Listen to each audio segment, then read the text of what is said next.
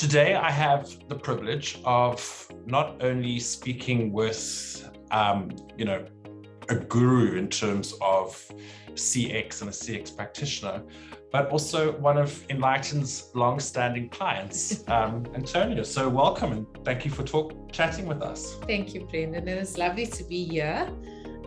Always good to come and visit the Enlighten family.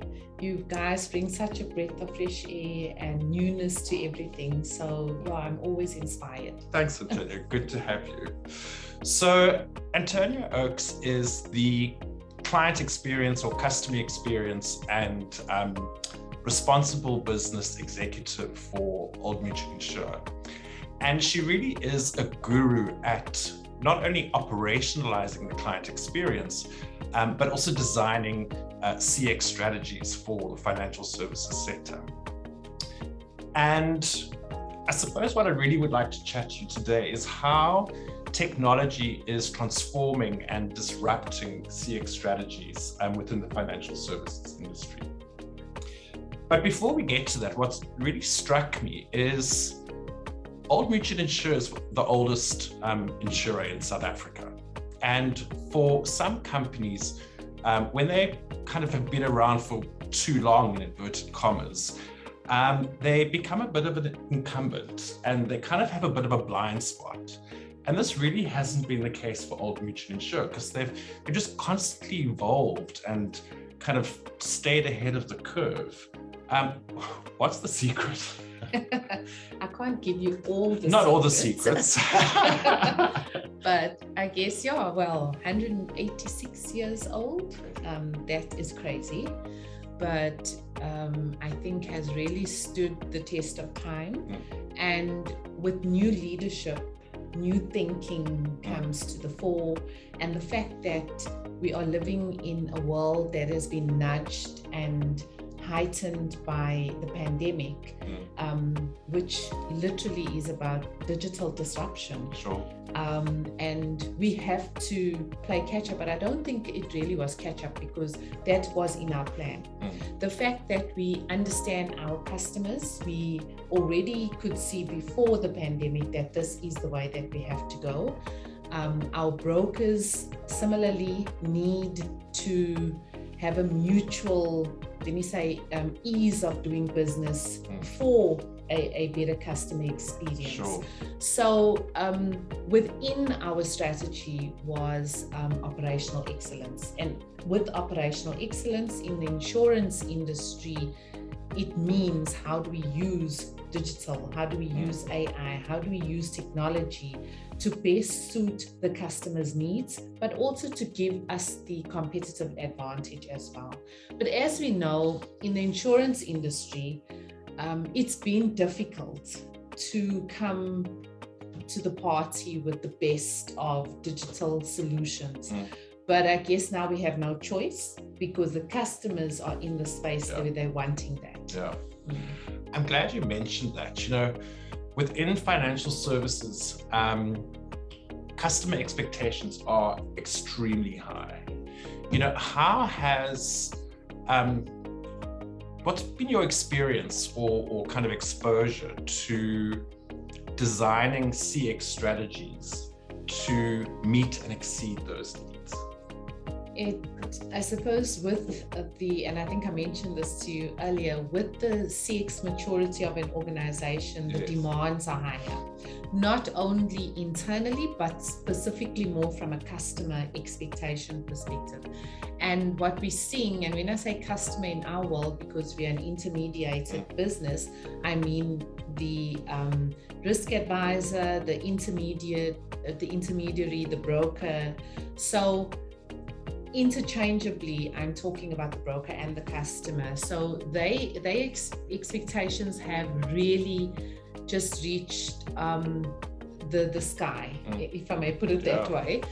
But what we've done is we've seen the need for omni-channel, and making sure that we have something like a one contact strategy. Because we are a diverse business, we have lots of pockets of subsidiaries within our business as well. And we cannot expect the brokers and the customers to remember who's who in Old Mutual. So how do we make it easier for them to engage with us? How do we make it easier for them to self-manage their own apps, or their own claims, their own policies? Even at renewal stage, how do they then choose what's best for them?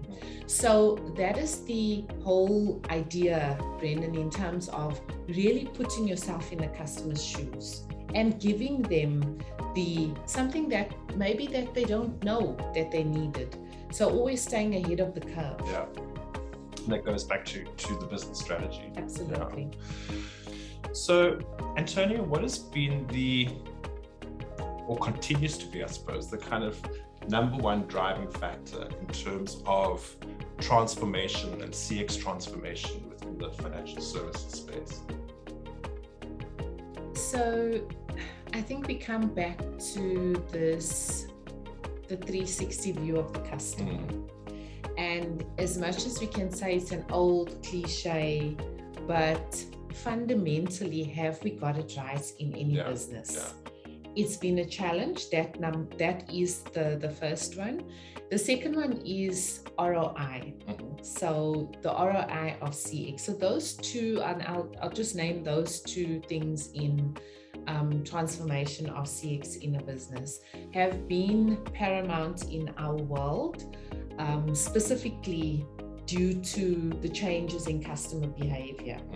So when I say ROI, I mean ROI for both the organization as well as value for money for the customers as well. So let me go back to the 360 view of the customer. We find that in organizations, the siloed effect can happen so quickly. So to break that down and ensure that we have a standardized CX strategy that fits across a retail business has to be paramount. So coming together, even if you have a multiple platforms, but bring it all together to say, at the end of the day, it's about employee experience. How do your employees see that 360 view of the customer to ensure that they deliver on the optimal experience that you want them to? And then secondly, it's about your data analytics. Data analytics speaking to your ROI and enabling anyone in the business to understand the customer lifetime value. So whichever customer, whichever segment of customers, really data analytics is something that enables the customer lifetime value ability. Yeah. I'm glad you touched on employee, because really you can't have great CX unless you have great sex. And so when we talk about CX, we're talking about customer experience. And when we're talking about sex, we're talking about staff engagement experience. And I know that engagement and culture is very close to your heart as a CX practitioner. How has OMI, through the pandemic over the last 18 months or so, really kept staff engagement levels high within the organization? Employee wellness has been top of mind. We have made sure that we will have Teams meetings more regularly. We have ensured that we'll have one-on-ones, and this was throughout the levels in the organization, not just senior or middle management, but even our C-suite.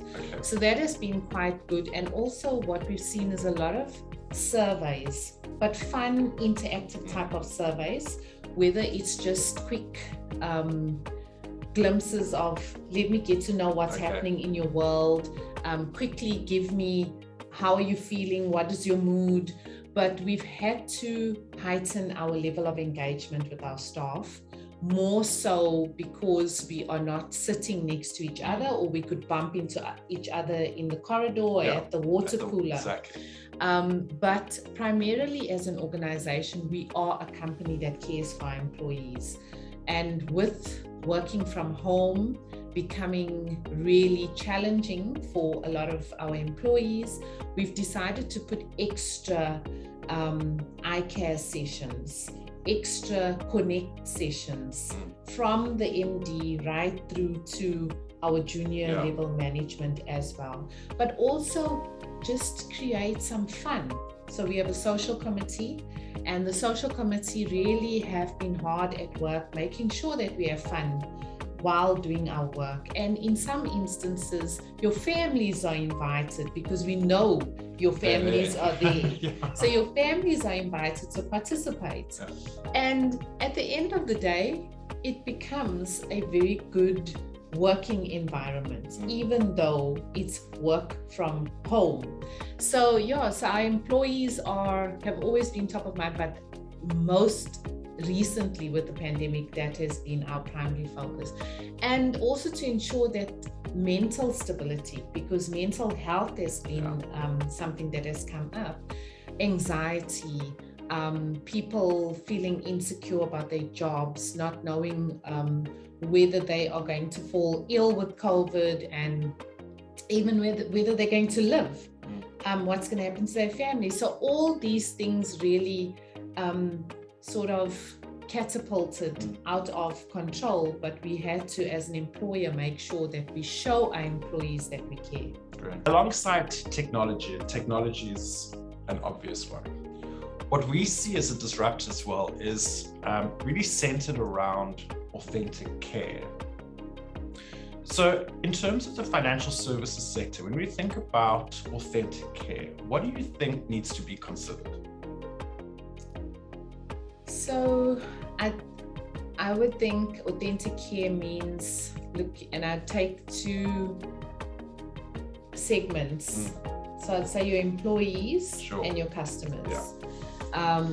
So starting with employees, and I think I've raised this, it's really about understanding your employees, bringing their voices into your design of strategy, your processes, your product development.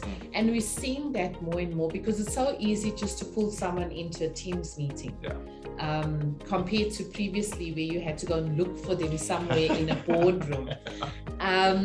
And so their voices are heard more loudly and profoundly now.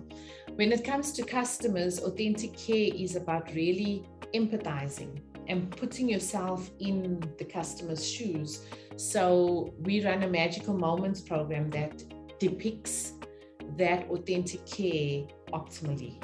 So it's really about connecting with your clients when they have been through the most traumatic accident or death or hijacking, or even horrific things like rape and suicide. So we connect with our customers at that emotional level. So it's doing insurance beyond product. And the feedback from both brokers and customers have been absolutely amazing. They will tell us that we are the first short-term insurer that they have worked with that cares so much about their well-being, about what they've just been through. So that really is the cherry on the top, and for me that is authentic care. Because it really is a grudge purchase until you actually need it, and then when you are in that heightened vulnerable state for whatever reason, to have an empathetic voice on the other end of the line to assist you is incredible. Absolutely. Someone said to me the other day that we sell insurance. No one wakes up in the morning and says, I want to buy insurance. They buy it because, to your point, they need it.